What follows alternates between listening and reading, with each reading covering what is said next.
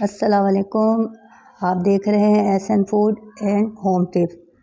मैंने सोचा क्यों ना आपको रमज़ान की आमद है तो लीमू का जूस कैसे सेव किया जा सकता है ताकि आप शरबत बनाएं और कोई भी चीज़ चाट बनाएं तो उसमें आप इसको इस्तेमाल कर सकें। महंगाई का दौर है, इसलिए मैंने सोचा कि अगले दिनों में लेमन और महंगा हो जाएगा, तो आप अभी से इसको सेव करें और पूरी रमज़ान आप इसको एंजॉय कीजिए। अब पहले मैंने लीमू को धो लिया, अब हम इसको काट के इसका जूस निकाल लेंगे।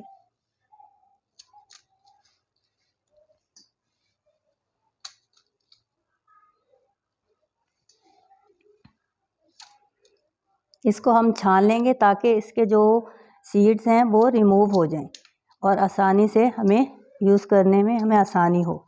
देखिए ये मैंने लेमन काट लिए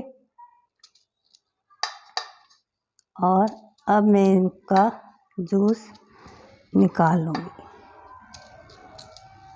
नींबू आने वाले वक्तों में और महंगे हो जाएंगे। आप लोगों को तो पता ही है कि रमज़ान में हर चीज़ महंगी हो जाती है और इंसान आजकल के दौर में पहले ही परेशान है।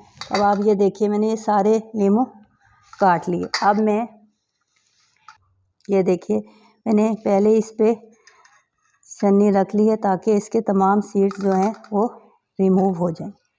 इस तरीके से आप जूस निकाल लीजिए और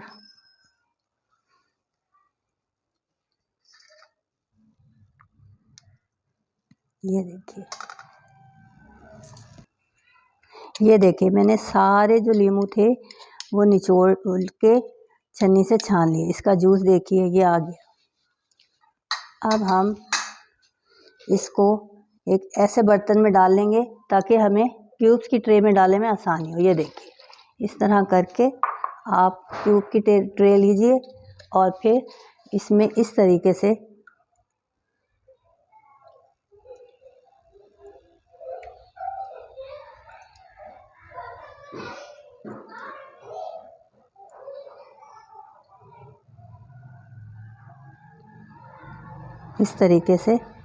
सारा जूस इस क्यूब्स की ट्रे में डाल दीजिए।